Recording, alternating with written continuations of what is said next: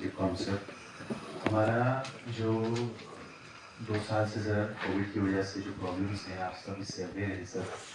हमारे लिए private sector में सर बड़े चैलेंजेस हैं। आप भी इस चीज़ को समझ रहे हैं कि हम जो प्राइवेट स्कूल चला रहे हैं 2 साल के बीच में गवर्नमेंट के डिफरेंट ऑर्डर्स आते हैं कि आप फीसेस को लेके हो या एनुअल चार्जेस को लेके हो, तो हम लोग वो नहीं ले रहे हैं आजकल गवर्नमेंट ऑर्डर। बट हमसे फिर ये कहा जाता है कि आप अपने जो एम्प्लॉइज़ हैं उनको सैलरी दें। तो सर हमारे लिए ये अकोमोडेट करना मीट आउट करना प्रॉब्लम है। जब इनकम नहीं है तो एक्सपेंडिचर कैसे होगा। तो सर गवर्नमेंट ने हमसे 2 मरतबा हमने एक एडजस्ट करने के लिए कि 2 मरतबा फॉर्म भरवाए कि आप अगर इंसेंटिव हम गवर्नमेंट की तरफ से कुछ एड देंगे। तो हमने वर्दी डीटी साहब से भी मुलाकात हुए थे, उनसे भी बात नहीं की थी कि गवर्नमेंट ने जब हमसे कहा था तो 2 मरतबा हमने उनको पूरा डाटा स्कूल के बना के दिए, लेकिन अभी तक कोई भी फाइनेंशियल एड हमें नहीं मिली है।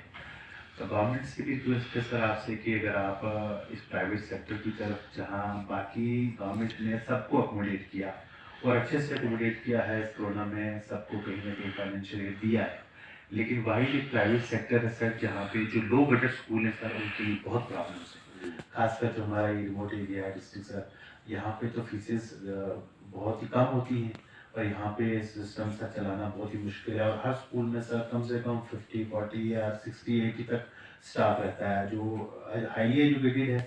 अब वहाँ पे उनको किसी न किसी थोड़ी ही सैलरी पे लेकिन उनको एडजस्ट किया था, लेकिन अब इसकी वजह से सर वो स्कूल छोड़ने पे मजबूर है।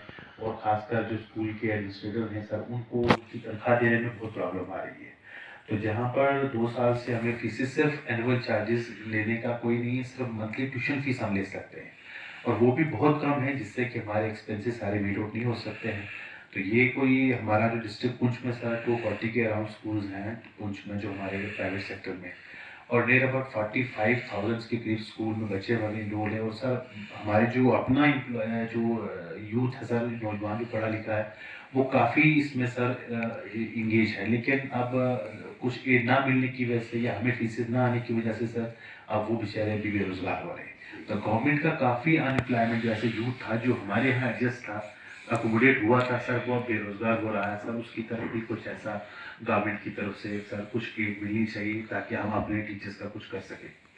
और सर दूसरा हमारा जो फाइल का रहता है सर, हमारी जो एक्सटेंशन फाइल की जो रिकग्नाइजेशन एफिलिएशन का इशू है, हर 2-4 साल के बाद हमें सर वापस से हमें एनओसीज लेनी पड़ती हैं और फिर हमें उसके लिए इतनी एक्सरसाइज करनी पड़ती है sir. NOCs different district headquarter से लेकर सर और डिवीजन लेवल तक हमें फाइल अप्रूवल के लिए लेना पड़ता है।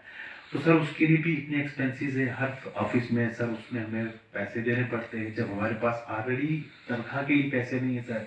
और उन फाइल्स को लेने के लिए हम सबसे दूर दूर तक, हमें इवन कठुआ तक हमें अब ऑफिस जहाँ तक डायरेक्टर साहब का ऑफिस है, अब वहाँ हमें एक आदमी को हायर करके और एक्सपेंसेस करके वहाँ भेजना पड़ता है।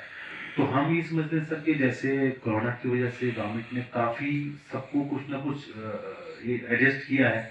अगर हमारी जो पहली रिकग्नाइजेशन हुई है उसी के आधार पे, उसी बेस पर अगर हमें एक्सटेंशन दी जाए, ये भी समझते हैं हम गवर्नमेंट की तरफ से कि हमें बड़ी हेल्प मैं बात करता हूँ, मैं इनके डायरेक्टर स्कूल एजुकेशन से पूछता हूँ जी। हर जगह पर आजकल आप देख रहे हो कि ईज ऑफ डूइंग बिजनेस की हम बात कर रहे हैं जी। तो वैसे ही इसका सरलीकरण सिंप्लीफिकेशन कैसे हो सकता है, एक बार दिखवाते हैं ये जी सर। कि मल्टीपल टाइम्स हर बार हर सर्टिफिकेट ना ढूंढना पड़े। जी सर। मैं पूछता हूँ उससे क्या है कि गवर्नमेंट को रिकमेंड करते हैं। जी सर, वर्दी डीडी साहब ने हमें कहा था कि जो डिस्ट्रिक्ट में जो एनओसीज हैं, तो जो आपको जिस ऑफिस से चाहिए तो मैं उनको ऑर्डर करूँगा कि वो आपको तुरंत दे देंगे ताकि आपको ज़्यादा प्रॉब्लम ना करनी पड़े।